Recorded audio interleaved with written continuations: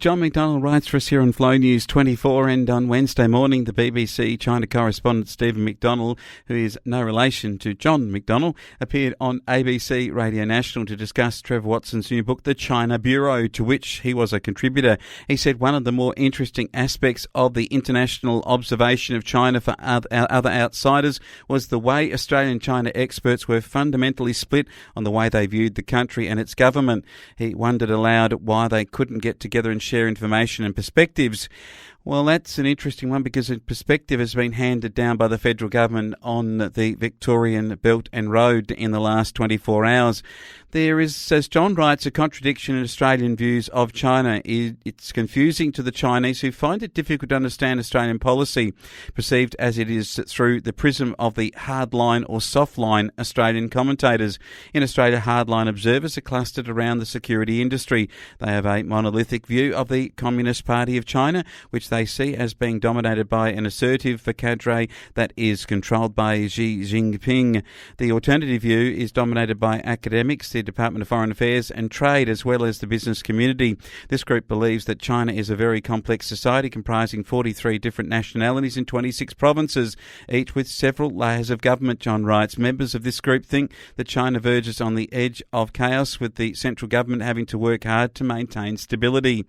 The Australian National University's Professor Golly has pointed out that academics were far from agreed on what has been happening in China.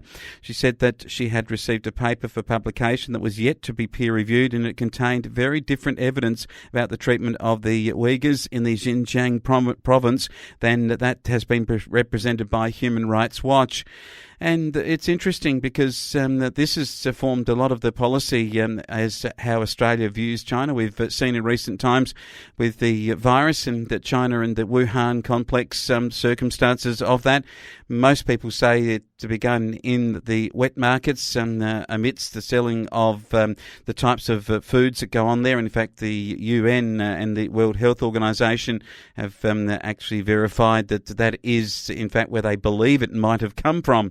All of this language is might and always giving an open end because no one wants to offend.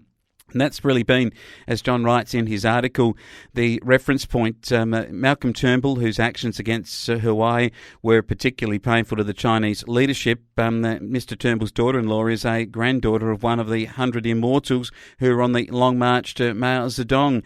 So Xi Jinping's father was another immortal, and so Malcolm Turnbull was seen as one of the family. His actions to not allow Huawei was seen as a family betrayal, John writes.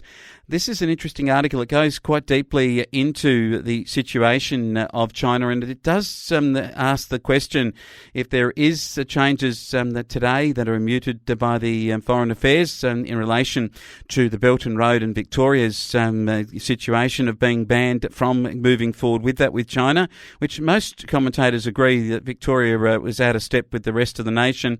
Then it adds to a new situation as to what the response from China would be. And we'll watch that very closely. And John, his article is at flownews24.com.au if you'd like to have a little bit more of a read of the connection of Malcolm Turnbull to China. It is rather illuminating in that context. So the other factors that we need to be considering, and that is that today we're going to be looking at a whole range of issues where China is having an impact on us here in Australia. And it may also be that there are legitimate concerns that we still have about the technology companies like Huawei, who obviously have links to the Chinese Communist government, and why we took that action under Malcolm Turnbull. And then you might even be asking questions too about whether there'll be any agricultural losses for Victoria as a direct result of the Belt and Road cancellation.